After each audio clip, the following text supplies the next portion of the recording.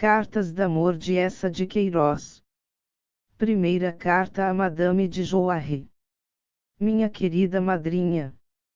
Ontem, em casa de Madame de Tressan, quando passei, levando para a ceia lhe busca, estava sentada, conversando consigo, por debaixo do atroz retrato da Marechala de Maui, uma mulher loura, de testa alta e clara, que me seduziu logo.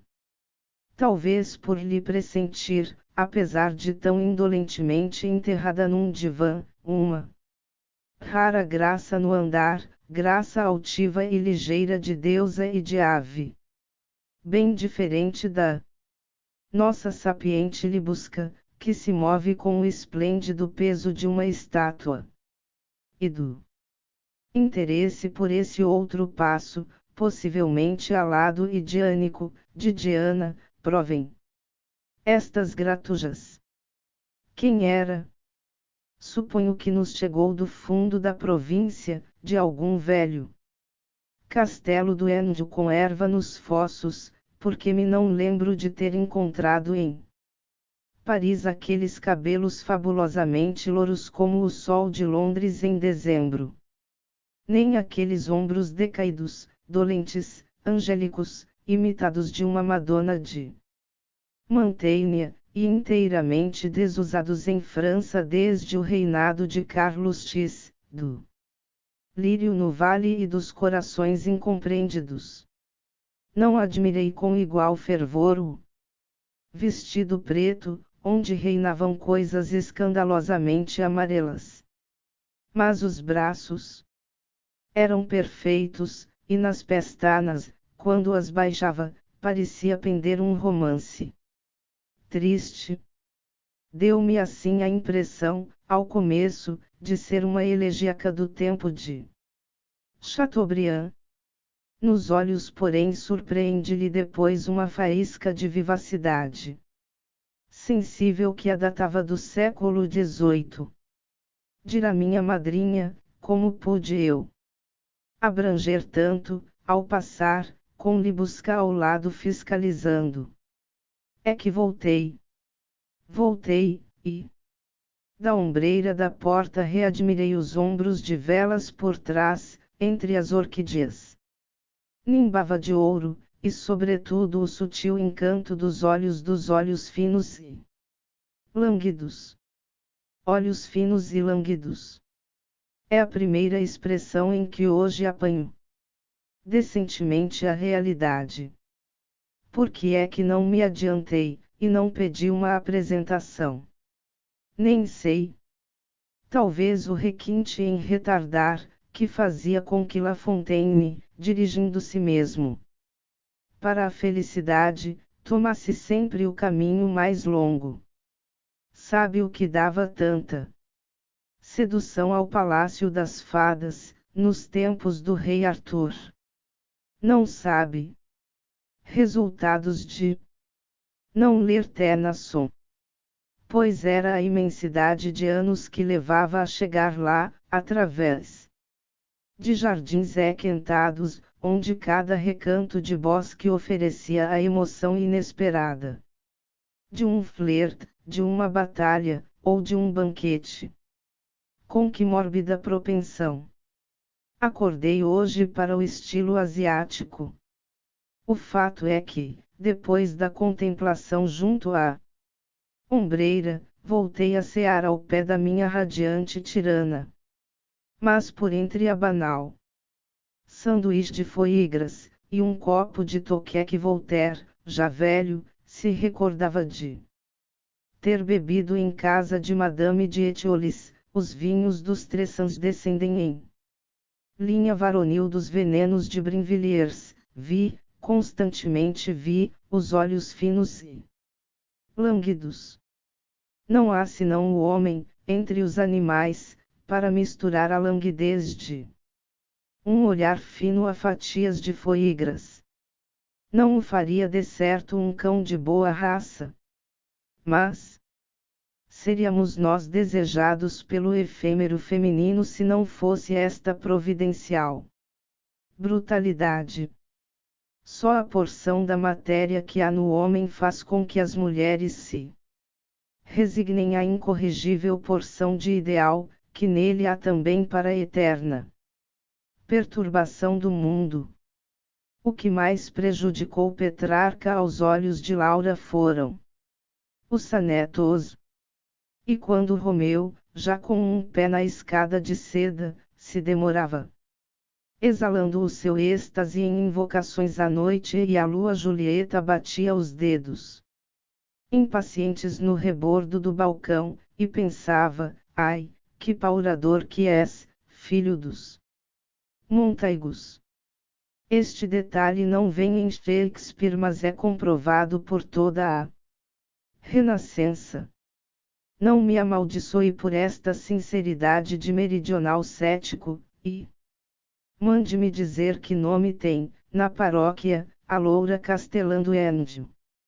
A propósito de castelos, cartas de Portugal anunciam-me que o quiosque por mim mandado erguer em Sintra, na minha quintarola, e que lhe destinava como seu pensadoiro e retiro nas horas de sesta, abateu 3.800 francos achatados em entulho. Tudo tende à ruína num país de ruínas. O arquiteto que o construiu é deputado, e escreve no Jornal da Tarde estudos melancólicos sobre as finanças.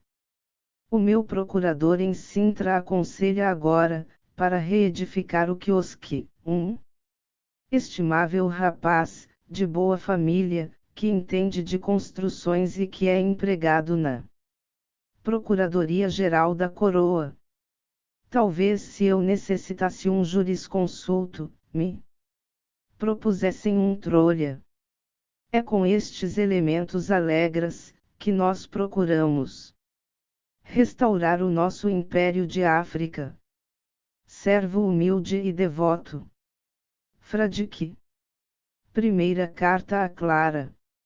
Não foi na exposição dos aguarelistas, em março, que eu tive consigo o meu primeiro encontro, por mandado dos fados. Foi no inverno, minha adorada amiga, no baile dos Tressans. Foi aí que a vi, conversando com Madame de Jouarre, diante de um console, cujas luzes, entre os molhos de orquídeas, punham nos seus cabelos aquele nimbo de ouro que tão justamente lhe pertence como rainha de graça entre as mulheres. Lembro ainda, bem religiosamente, o seu sorrir cansado, o vestido preto com relevos cor de botão de ouro, o leque antigo que tinha fechado no regaço, mas logo tudo em redor me pareceu irreparavelmente enfadonho e feio, e voltei a readmirar, a meditar em silêncio a sua beleza, que me prendia pelo esplendor patente e compreensível, e ainda por não sei que de fino, de espiritual, de dolente e de meigo que brilhava através e vinha da alma.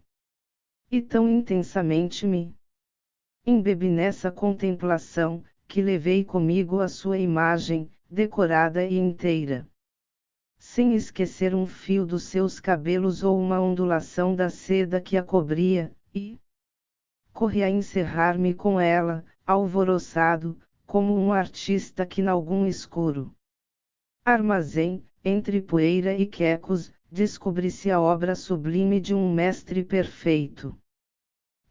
Porque o não confessarei. Essa imagem foi para mim, ao princípio, meramente um quadro, pendurado no fundo da minha alma, que eu a cada doce momento olhava, mas para lhe louvar apenas, com crescente surpresa, os encantos diversos de linha e de cor. Era somente uma rara tela, posta em sacrário, imóvel e muda no seu brilho, sem outra influência mais sobre mim que a de uma forma muito bela que cativa um gosto muito educado. O meu ser continuava livre.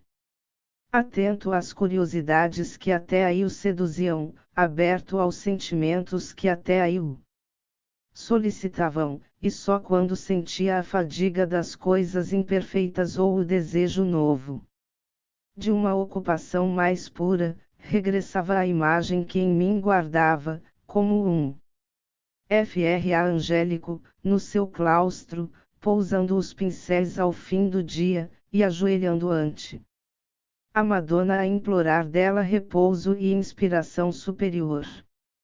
Pouco a pouco, porém, tudo o que não foi esta contemplação, perdeu para mim o valor e encanto.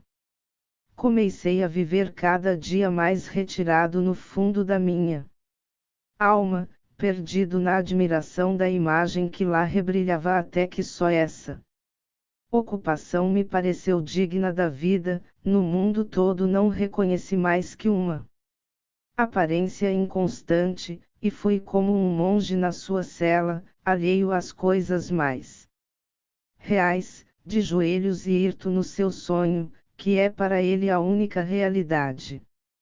Mas não era, minha adorada amiga, um pálido e passivo êxtase diante da sua imagem. Não?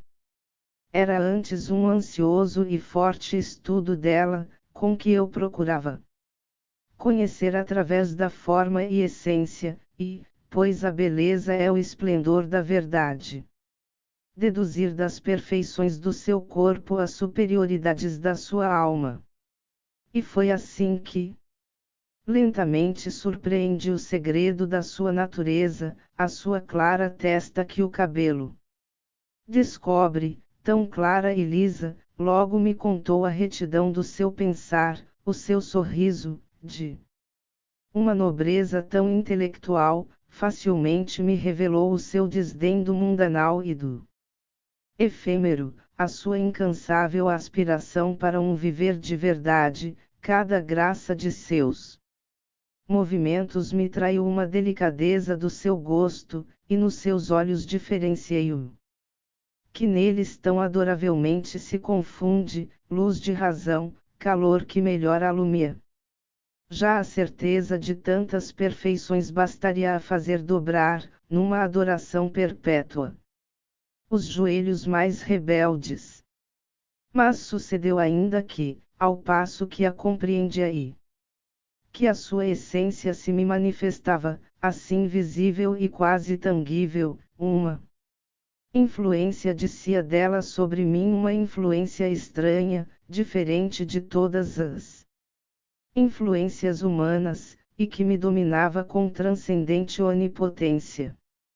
Como lhe poderei dizer?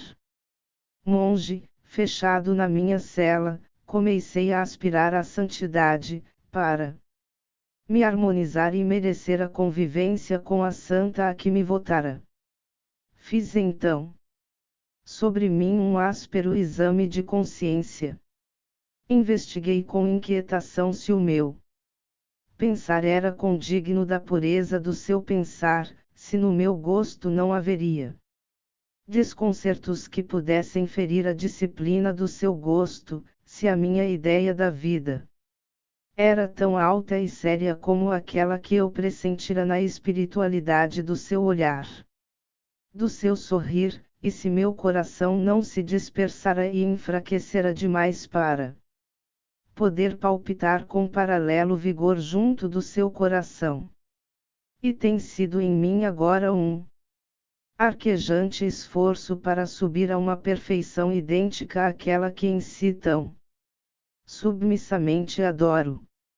De sorte que a minha querida amiga, sem saber, se tornou a minha educadora. E tão dependente fiquei logo desta direção, que já não posso conceber os movimentos do meu ser senão governados por ela e por ela enobrecidos. Perfeitamente sei que tudo o que hoje surge em mim de algum valor, ideia ou sentimento, é obra dessa educação que a sua alma dá à minha, de longe, só com existir e ser compreendida. Se hoje me abandonasse a sua influência devia Antes dizer, como uma seta, a sua graça todo eu rolaria para uma inferioridade sem remissão. Veja pois como se me tornou necessária e preciosa. E considere que, para exercer esta supremacia salvadora, as suas mãos não tiveram de se impor sobre as minhas, bastou que eu a avistasse de longe, numa festa, resplandecendo. Assim um arbusto silvestre florescia à borda de um fosso, porque lá, em cima nos remotos céus fulge um grande sol, que não o vê, não o conhece, e magnanimamente o faz crescer, desabrochar, e dar o seu curto aroma. Por isso meu amor tinha esse sentimento indescrito e sem nome que a planta, se tivesse consciência, sentiria pela luz. E considere ainda que, necessitando de si como da luz, nada lhe rogo. Nenhum bem imploro de quem tanto pode e é para mim dona de todo o bem. Só desejo que me deixe viver sob essa influência, que, emanando do simples brilho das suas perfeições, tão fácil e docemente opera o meu aperfeiçoamento. Só peco esta permissão caridosa.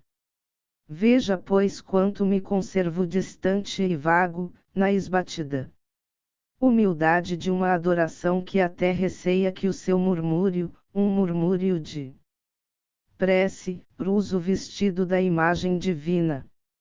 Mas se a minha querida amiga por acaso, certa do meu renunciamento a toda a recompensa terrestre, me permite se desenrolar junto de si, num dia de solidão, a agitada confidência do meu peito, de certo faria um ato de inefável misericórdia como outrora a Virgem Maria quando animava os seus adoradores, ermitas e santos, descendo numa nuvem e concedendo-lhes um sorriso fugitivo, ou deixando-lhes cair entre as mãos erguidas uma rosa do paraíso.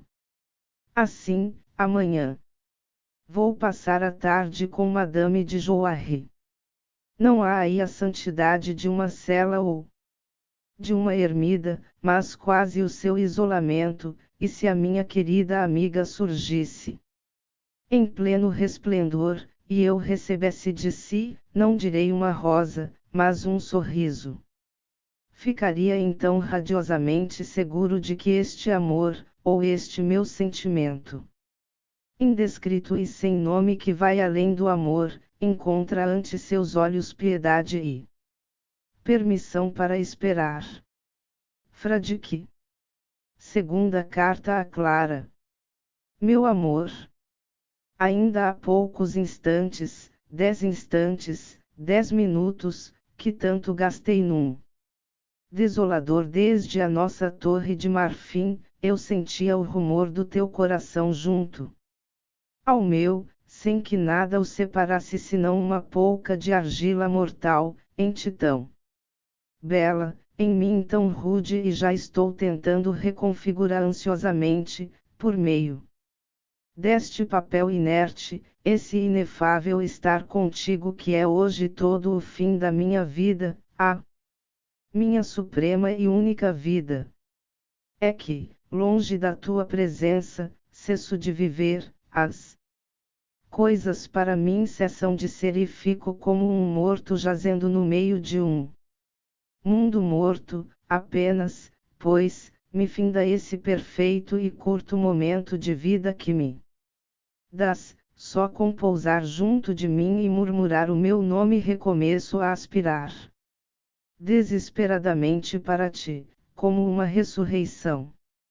Antes de te amar, antes de receber das mãos de meu Deus a minha Eva, que era eu, na verdade, uma sombra flutuando entre sombras. Mas tu vieste, doce, adorada, para me fazer sentir a minha realidade, e me permitir que eu bradasse também triunfalmente o meu amo, logo existo.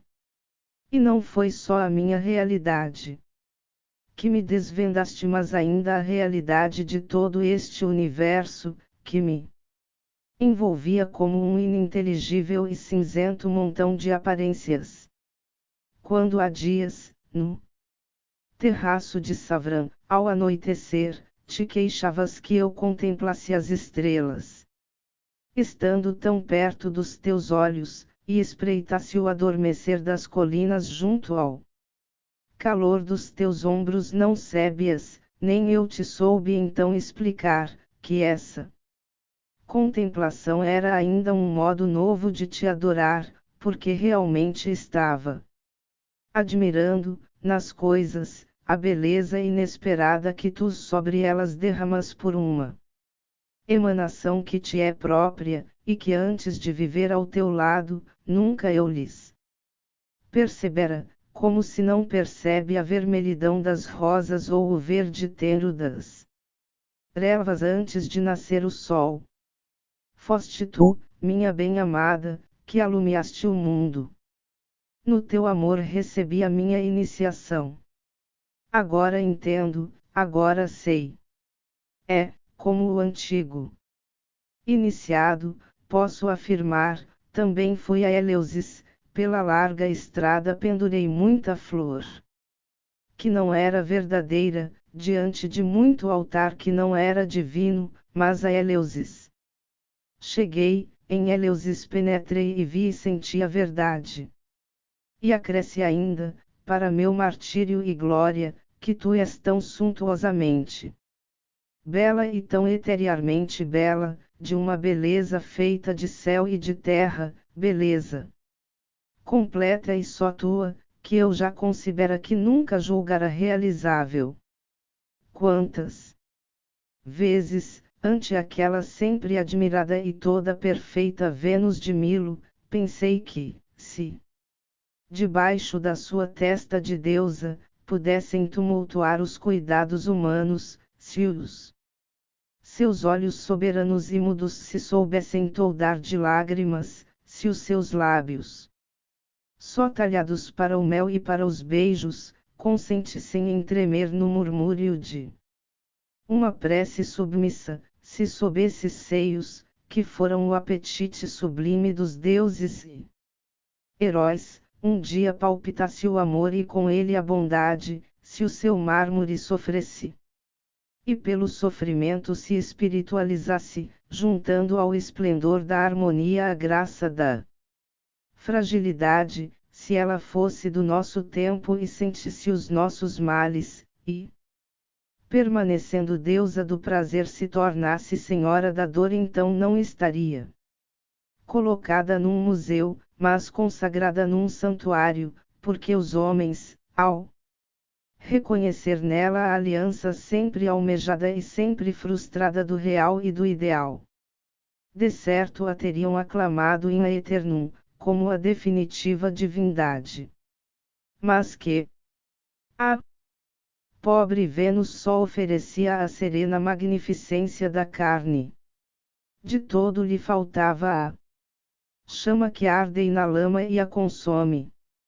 E a criatura incomparável do meu cismar, a Vênus espiritual, citérea e dolorosa, não existia, nunca existiria.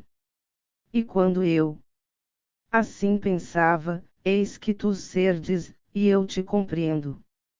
Irás a encarnação do meu sonho, ou antes de um sonho que deve ser universal, mas só eu te descobri, ou tão feliz fui, que só por mim quiseste ser descoberta.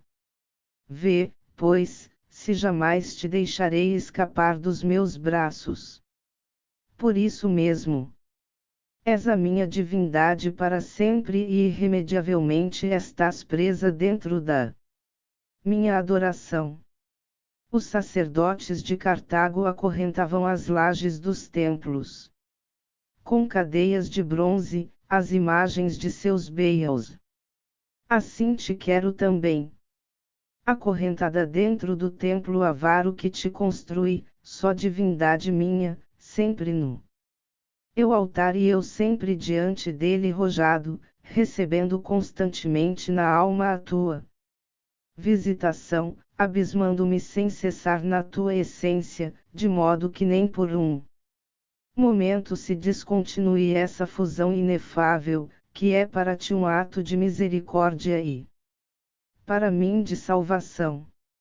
O que eu desejaria na verdade é que fossas invisível para todos e como não existente, que perpetuamente um estofo informe esconde-se o teu corpo, uma rígida mudez ocultasse a tua inteligência.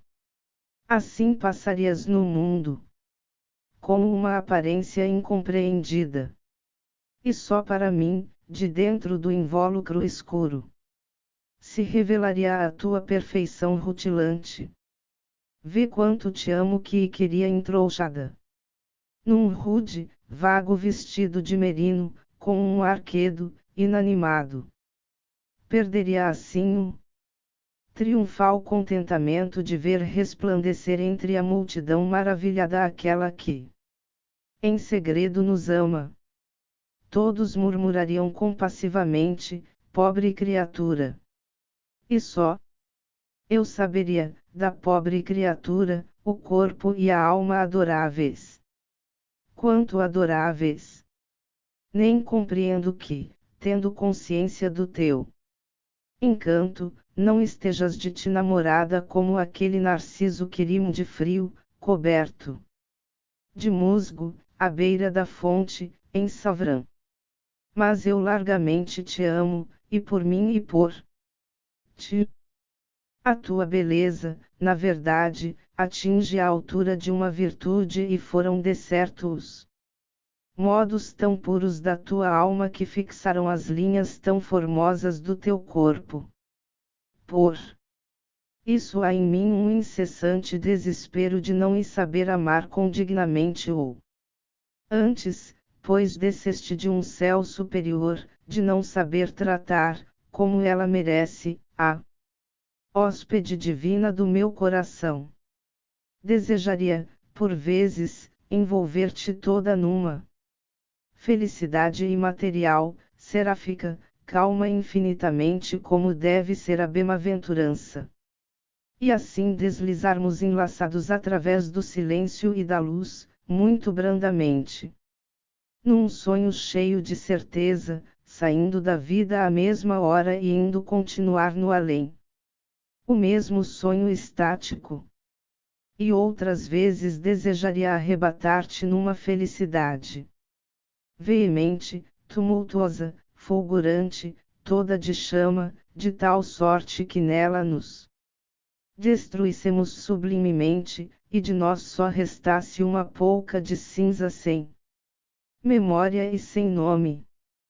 Possuo uma velha gravura que é um Satanás, ainda em toda a refulgência da beleza arcangélica, arrastando nos braços para o abismo uma freira, uma santa, cujos derradeiros véus de penitência se vão esgaçando pelas pontas das rochas negras.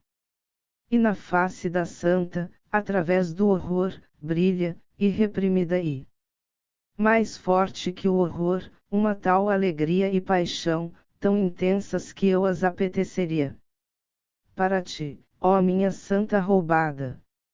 Mas de nenhum destes modos te sei amar, tão fraco ou inábil é o meu coração, de modo que por o meu amor não ser perfeito, tenho de me contentar que seja eterno. Tu sorris tristemente desta eternidade. Ainda ontem me perguntavas, no calendário do seu coração, quantos dias dura a eternidade. Mas considera que eu era um morto e que tu me ressuscitaste. O sangue novo que me circula nas veias, o espírito novo que em mim sente e compreende, são o meu amor por ti, e se ele me fugisse, eu teria outra vez regelado e mudo, de reentrar no meu sepulcro. Só posso deixar de te amar quando deixar de ser. E a vida contigo, e por ti, é tão inexprimivelmente bela. É vida de um Deus. Melhor talvez, se eu fosse esse pagão que tu afirmas que sou. Mas um pagão do Lácio, pastor de gados, crente ainda em Júpiter e Apolo, a cada instante temeria que um desses deuses invejosos te raptasse, te elevasse ao Olimpo para completar a sua aventura divina. Assim não receio toda a minha sei. Para todo o sempre, olho o mundo em torno de nós como um paraíso para nós. Criado, e durmo seguro sobre o teu peito na plenitude da glória, ó minha 3 vezes bendita, Rainha da minha graça. Não penos as que estou compondo cânticos em teu louvor. É em plena simplicidade que deixo escapar o que me está borbulhando na alma. Ao contrário, toda a poesia de todas as idades, na sua gracilidade ou na sua majestade, seria impotente para exprimir o meu êxtase. Balbucio, como posso, a minha infinita oração. E nesta desoladora insuficiência do verbo humano, é como o mais inculto e o mais iletrado que ajoelho ante ti, e levanto as mãos, e te asseguro a única verdade, melhor que todas as verdades que te amo, e te amo, e te amo, e te amo. Fradique. Terceira carta a Clara.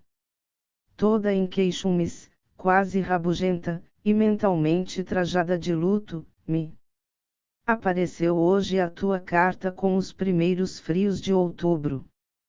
E por que, minha doce descontente? Porque, mais feiro de coração que um Trastamara ou um Borgia. Estive 5 dias, 5 curtos dias de outono, sem te mandar uma linha, afirmando essa verdade tão patente e de ti conhecida como o disco do sol que só em ti penso, e só em ti vivo, mas não sabes tu, ó superamada, que a tua lembrança me palpita na alma tão natural e perenemente como o sangue no coração. Que outro princípio governa e mantém a minha vida senão o teu amor? Realmente, necessitas ainda, cada manhã, um certificado, em letra bem firme, de que minha paixão está viva e viçosa e te envia os bons dias. Para quê? Para sossego da tua incerteza. Meu Deus! Não será antes par regalo do teu orgulho. Sabes que és deusa, e reclamas incessantemente o incenso e os cânticos do teu devoto.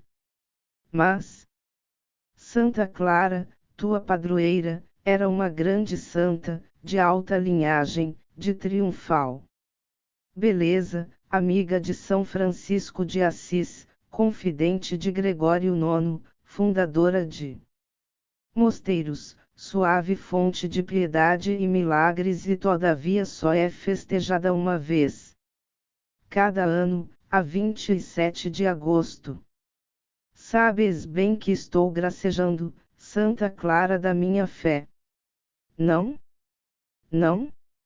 Mandei linha supérflua, porque todos os males bruscamente se abaterão sobre mim, um defluxo burlesco, com melancolia, obtusidade e espirros, um confuso duelo. De que fui o enfastiado padrinho, e em que apenas um ramo seco de olaia sofreu cortado por uma bala, e, enfim, um amigo que regressou da Abissínia, cruelmente abissinizante, e a quem tive de escutar com resignado pasmo as queravenas, os perigos, os amores, as façanhas e os leões. E aí está a minha pobre Clara. Solitária nas suas florestas, ficou sem essa folha, cheia das minhas letras, e tão inútil para a segurança do seu coração como as folhas que a cerca, já murchas decerto e dançando no vento. Porque não sei como se comportam os teus basques, mas aqui as folhas do meu pobre jardim amarelam e rolam na erva úmida. Para me consolar da verdura perdida, acendi o meu lume, e toda a noite de ontem mergulhei na muito velha crônica de um cronista medieval da minha terra, que se chama Fernão Lopes. Aí se conta de um rei que recebeu o débil nome de Formoso, e que, por causa de um grande amor, desdenhou princessas de Castela e de Ararão, dissipou tesouros, afrontou sedições, sofreu a desafeição dos povos, perdeu a vassalagem de castelos e terras, e quase estragou o reino. Eu já conhecia a crônica, mas só agora compreendo o rei. E grandemente o invejo, minha linda Clara. Quando se ama como ele, ou como eu, deve ser um contentamento esplêndido o ter princessas da cristandade, e tesouros, e um povo, e um reino forte para sacrificar a dois olhos finos e lânguidos, sorrindo pelo que esperam e mais pelo que prometem. Na verdade, só se deve amar quando se é rei, porque só então se pode comprovar a altura do sentimento com a magnificência do sacrifício. Mas um mero vassalo como eu, sem hoste ou castelo, que possui ele de rico, ou de nobre, ou de belo para sacrificar tempo, fortuna, vida, mesquinhos valores. É como ofertar na mão aberta um pouco de pó. E depois a bem-amada nem sequer fica na história. E por história muito aprovo, minha estudiosa Clara, que andes lendo a do Divino Buda. Dais-as, desconsoladamente, que ele te parece apenas um Jesus muito complicado. Mas, meu amor, é necessário desentulhar esse pobre Buda da densa aluvião de lendas e maravilhas que sobre ele tem acarretado, durante séculos, a imaginação da Ásia. Tal como ela foi, desprendida da sua mitologia, e na sua nudez histórica nunca alma melhor visitou a terra, e nada igual, como virtude heróica, a noite do renunciamento. Jesus foi um proletário, um mendigo sem vinha ou leira, sem amor nenhum terrestre, que errava pelos campos da Galileia, aconselhando aos homens a que abandonassem como ele os seus lores e bens, descessem à solidão e à mendicidade, para penetrarem um dia num reino venturoso, abstrato, que está nos céus. Nada sacrificava em si e instigava os outros ao sacrifício, chamando todas as grandezas ao nível da sua humildade. O Buda, pelo contrário, era um príncipe, e como eles costumam ser na Ásia, de ilimitado poder, de ilimitada riqueza, casara por um imenso amor, e daí lhe viera um filho, em quem esse amor mais se sublimara, e este príncipe, este esposo, este pai, um dia, por dedicação aos homens, deixa o seu palácio, o seu reino, a esposada do seu coração, o filhinho adormecido no berço de nácar, e, sob a rude estamenha de um mendicante, vai através do mundo esmolando e pregando a renúncia aos deleites, o aniquilamento de todo o desejo, o ilimitado amor pelos seres, o incessante aperfeiçoamento na caridade, o desdém forte do ascetismo que se tortura, a cultura perene da misericórdia que resgata, e a confiança na morte. Incontestavelmente, a meu ver, tanto quanto estas excelsas coisas se podem discernir de uma casa de Paris, no século XIX e com defluxo, a vida do Buda é mais meritória. E depois considera a diferença do ensino dos dois divinos mestres. Jesus diz: Eu sou filho de Deus, e insto com cada um de vós, homens mortais, em que pratiqueis o bem durante os poucos anos que passais na terra, para que eu, depois, em prêmio, vos dê a cada um, individualmente, uma existência superior, infinita em anos e infinita em delícias, num palácio que está além das nuvens e que é de meu Pai. O Buda, diz simplesmente: Eu sou um pobre frade, mendicante, e peço-vos que sejais bons durante a vida, porque de vós, em recompensa, nascerão outros melhores, e desses outros ainda mais perfeitos, e assim, pela prática crescente da virtude em cada geração, se estabelecerá pouco a pouco na terra a virtude universal. A justiça do justo, portanto, segundo Jesus, só aproveita egoisticamente ao justo. E a justiça do justo, segundo Buda, aproveirá ao ser que o substituir na existência, e depois ao outro que deve nascer, sempre. Durante a passagem na terra, para lucro eterno da terra.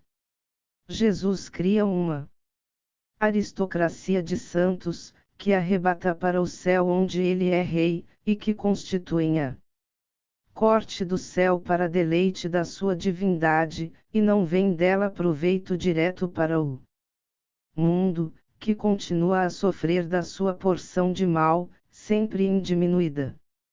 O Buda, cria, pela soma das virtudes individuais, santamente acumuladas, uma humanidade que em cada ciclo nasce progressivamente melhor, que por fim se torna perfeita, e que se estende a toda a terra donde o mal desaparece, e onde o Buda é sempre, à beira do caminho rude, o mesmo frade mendicante. Eu, minha flor, sou pelo Buda. Em todo o caso, esses dois mestres possuirão, para bem dos homens, a maior porção de divindade que até hoje tem sido dado à alma humana conter. De resto, tudo isto é muito complicado, e tu sabiamente procederias em deixar o Buda no seu budismo, e, uma vez que esses teus basques são tão admiráveis, em te retemperar na sua forca e nos seus aromas salutares. O Buda pertence à cidade e ao colégio de Franca, no campo a verdadeira ciência deve cair das árvores, como nos tempos de Eva. Qualquer folha de olmo te ensina mais que todas as folhas dos livros. Sobretudo do que eu que aqui estou pontificando, e fazendo pedantemente, ante os teus lindos olhos, tão finos e meigos, um curso escandaloso de religiões comparadas. Só me restam 3 polegadas de papel e ainda te não contei, ó doce exilada, as novas de Paris, Ecta Urbis. Bom, agora latim. São raras, e pálidas. Chove, continuamos em República, Madame de Jouarre, que chegou da rocha com menos cabelos brancos, mas mais cruel, convidou alguns desventurados, dos quais eu o maior, para escutarem 3 capítulos de um novo atentado do Barão de Ferney. Sobre a Grécia, os jornais publicam outro prefácio do Ezar Renan, todo cheio do Ezar Renan, e em que ele se mostra, como sempre, o enternecido e erudito vigário de Nossa Senhora da Razão, e temos, enfim, um casamento de paixão e de luxo, o do Nosso escultural Visconde de Fontblanc com Mademoiselle de Gravy, aquela nariguda, magrinha e de maus dentes, que herdou, milagrosamente, os 2 milhões do cervejeiro e que tem tão lindamente engordado e ri com dentes tão lindos. Eis tudo, minha adorada.